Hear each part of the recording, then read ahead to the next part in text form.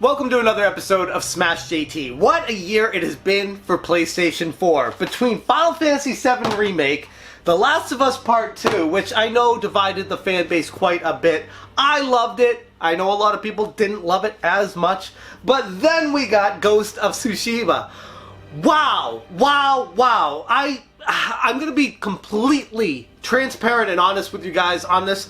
I had no idea what to expect with Ghost of Tsushima. I didn't even want to pick it up. I went to Best Buy and I was like, hey, you got my Paper Mario Origami King in? They're like, no, sorry, shipment's delayed, but we do have Ghost of Tsushima. You want that? And I was like, I guess. Like, a lot of people are talking about it.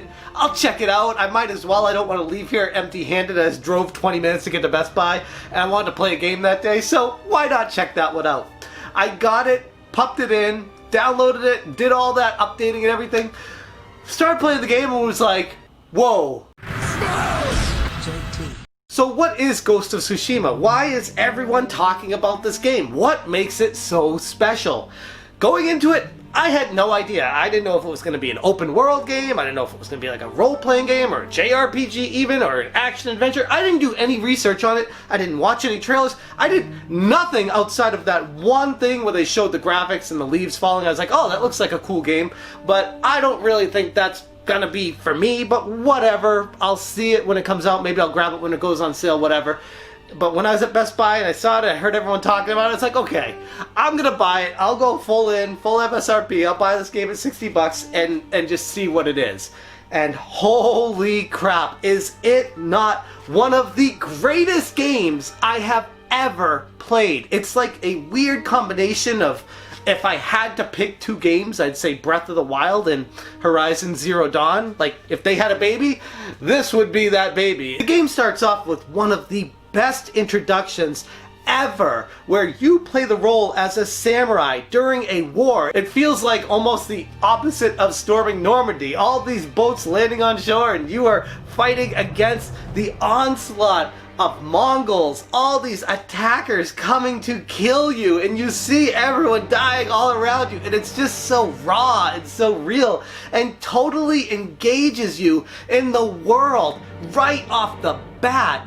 And then after you get through that part, the game transitions into a more calmer version of itself where it's open world. It felt like at the beginning that it might potentially be a very linear game where you have to go one place and then the next and the next, but that was literally just the introduction. After you got past that part, the game opens up and it just turns into this incredibly huge open world adventure that I've been playing it for, I'd say, if I had to guess, I haven't checked my official time, but I'd say somewhere between 12 and 14 hours of it.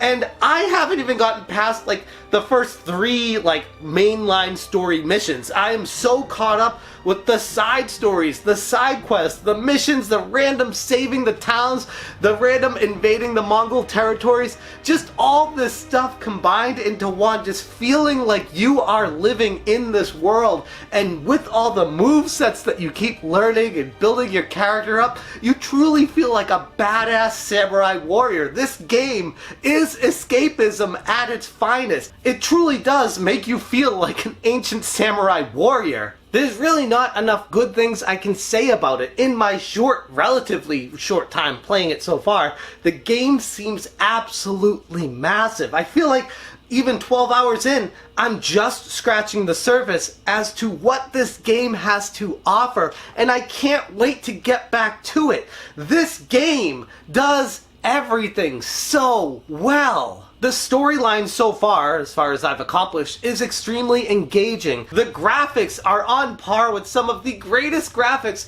in console gaming history. The sound, the ambiance, the sound effects, the music that comes in when necessary, it's just so captivating. And like I alluded to earlier, the gameplay is just, it's so spot on. Being the samurai warrior, improving your moveset, creating the perfect version of what you want your samurai to be, all the way down to the cosmetics, wearing different hats, styles, colors, everything. You can make this your own. And oh, no microtransactions. Hear that, EA? You can actually have cosmetics unlockable in a modern day game.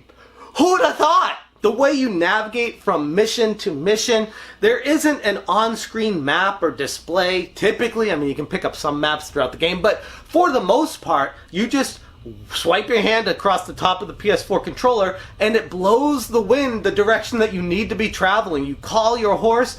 From the beginning of the game, you get the horse. You don't have to wait around for that. And you can travel anywhere you want in any direction following the wind. It is ingenious how they mapped out the markers in this game and get you from point A to point B without feeling like a video game. It feels like a far more natural progression. The stealth aspect of the game is on par with some of the best stealth games that have ever been made in the past, which is hysterical because as a samurai warrior, they talk about pride and talk about how you don't stab someone from behind when you want to kill them. You look them in the eye and you attack them face to face, giving a fair fight with each other. But as you go through the game, you learn that not everything is always going to be a fair fight, and you gotta make some decisions that question morality, make you wonder who you really are. It goes so much deeper than just a video game. That's not to say it's not without its fair share of glitches that I've run into that completely remove you from the game experience, but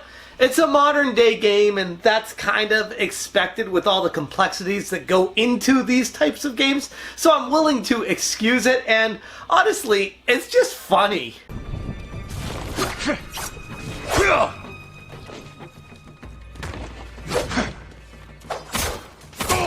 And while those glitches are limited, there are other parts of the game that totally redeem themselves, like where foxes will find you and you can trail them to bring you to statues to improve your stats, and then you can pet the foxes, or you can look at the sunsets. I mean, there's just so many different things you can do in this game that totally make you entranced in the world. So I would say, in conclusion, take it from a guy who had no idea what he was getting himself into and why this game was getting so much critical praise and attention across all social media, what this even entailed coming from Sucker Punch, who made a few decent games in the past, but nothing.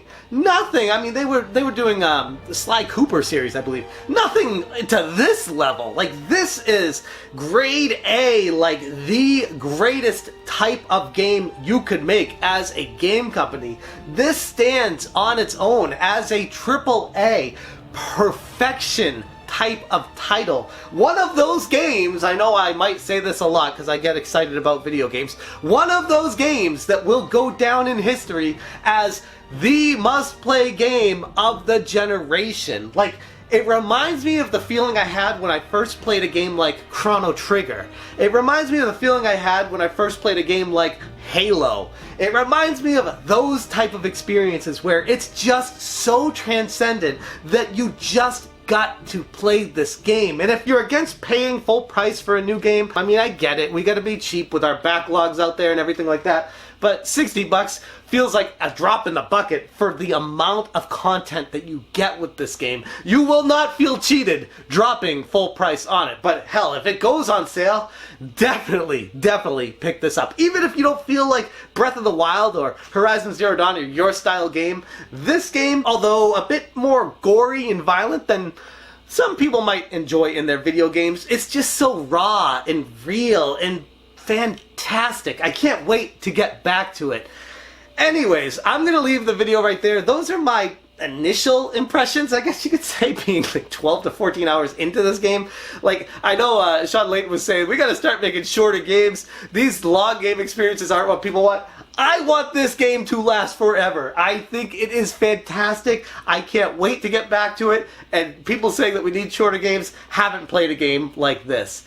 Anyways, if you guys have played Ghost of Tsushima, let me know what you think about it down in the comments section below. And if you haven't played it, let me know if you're thinking about picking it up after this video, because I think if you don't, you might feel like you're missing out on a major accomplishment in the video game realm. I'm going to leave it there. Thank you so much for watching, and as always, you stay smashing. Smash, change, smash, change, smash, change, smash, change.